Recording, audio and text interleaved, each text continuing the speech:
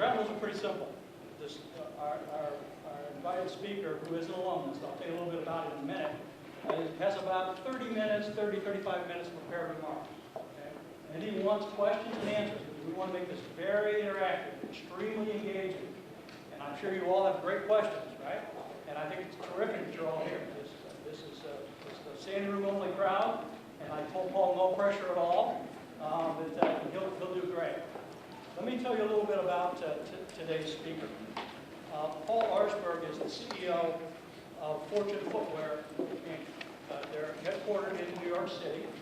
Paul is an alumnus of the College of Brockport in business in 1986. And very interesting story. Paul met his wife, Mary. Well, she was also a student, I believe, in finance, Mary, is that correct? It happened to you. You're a student in finance, is that correct? Yes, okay. And in addition to Mary, Mary's parents, Paul's in-laws, Tom and Jackie are here. Tom and Jackie. They still live in Brockport. In fact, Tom was a long-time postmaster for the post office here in Brockport. So what Paul's going to do is he's going to share with you some things about the company. Okay? Brought some samples, by the way.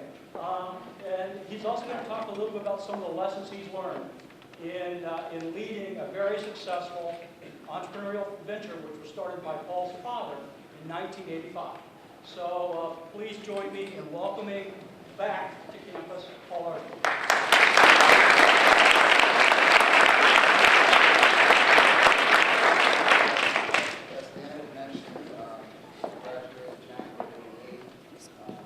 Went to work immediately for Fortune Footwear. This January I'll celebrate 25 years there. The company's 27 years old. We do $65 million in sales. We have 65 employees, somewhere around there. I just use the word 65. It's like one employee for $1 million in sales.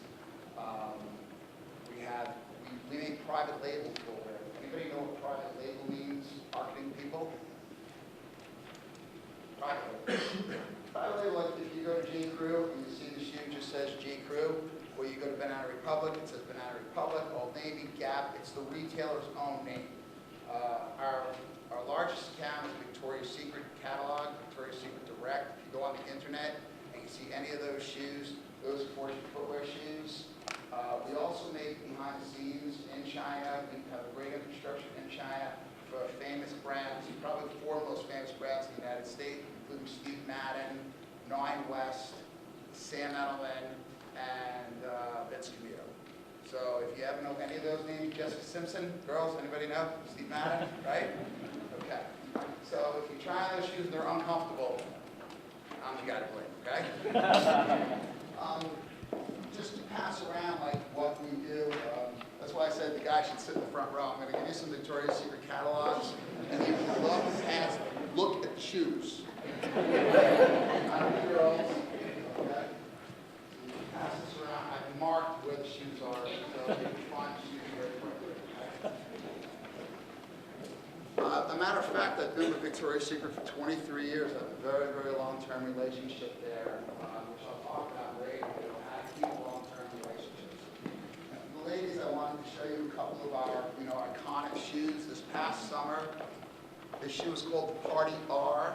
The shoe is called the Party, and we put the rhinestones on the heel. R for rhinestones, but just kind of like Party R. Anybody a size 6? Men? Any size 6 is here, just so you can look at it for the ladies. It's a beautiful, beautiful shoe. It became an iconic shoe for Steve Madden, viral all over the internet, fun club shoe, probably a $3 million shoe. Just by putting these shoes at rhinestones. The best shoe right now at Nordstrom's, Steven by Steve Madden. Steve Madden doesn't make their shoes, they come to Fortune Footwear. We have the infrastructure in China. We know what we're doing. We've been there for 25 years. They're the marketing people, they're the sales people. They come to us to manufacture.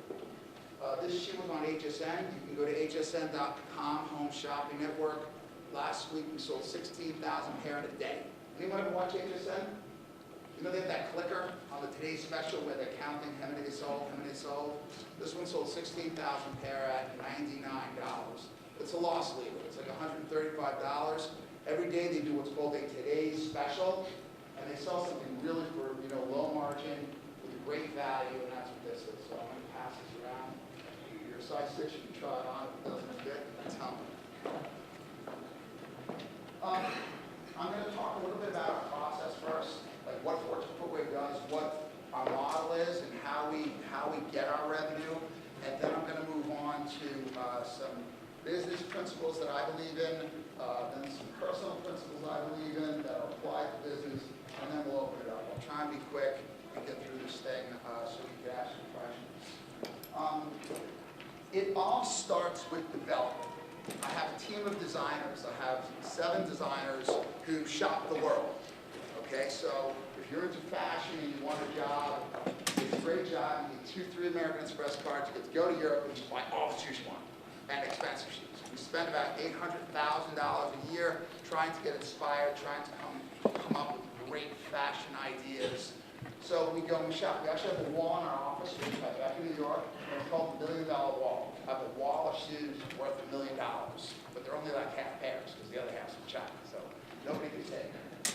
So we start with product development. So we'll go and we'll purchase a shoe like this. This is Alexander McQueen.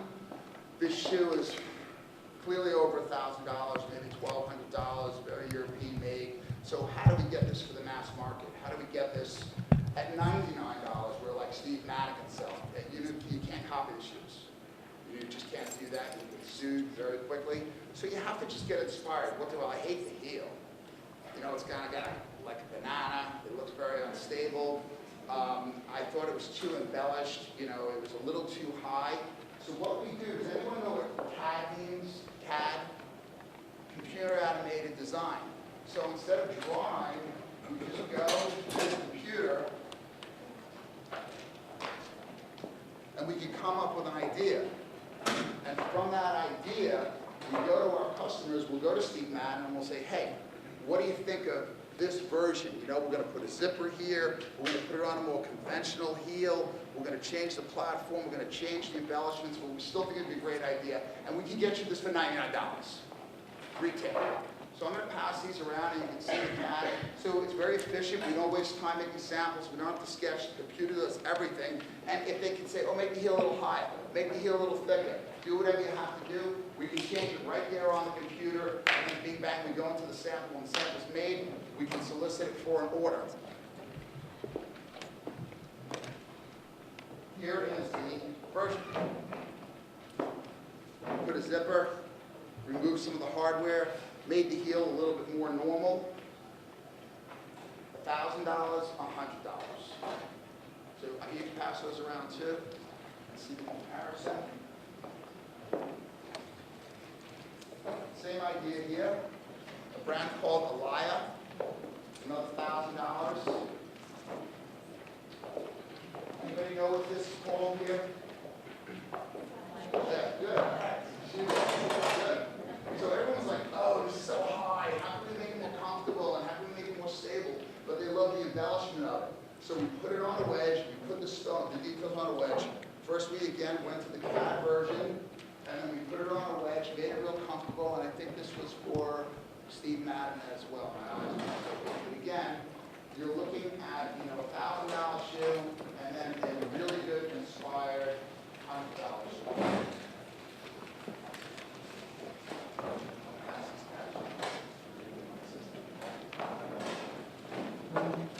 This red sole shoe. Come on, ladies, red sole. All right. Forward and back, right? You can't make shoes with red soles. It's the Louboutin suit. That's a whole big issue going on right now.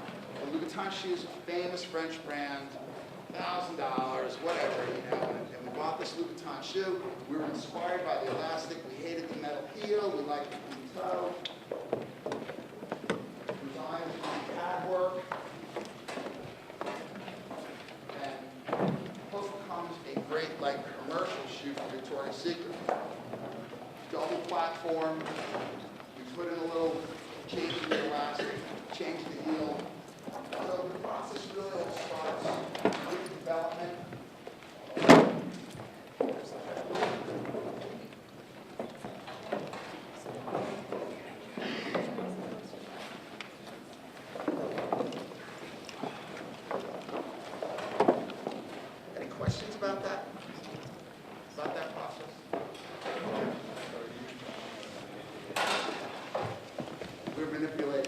can manipulate it in at least 3 ways.